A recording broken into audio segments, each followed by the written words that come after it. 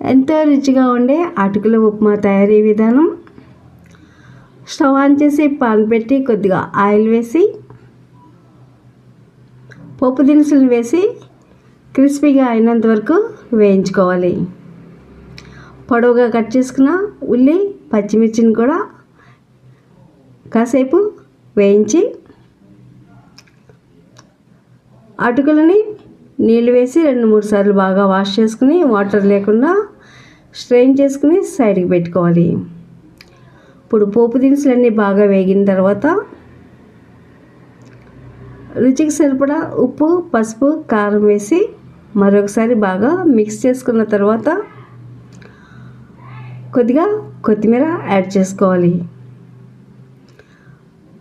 Water లేకుండా అటుకులను వేసి బాగా మిక్స్ చేసుకుంటే ఎంతో టేస్టీగా ఉండే అటుకుల ఉప్మా రెడీ.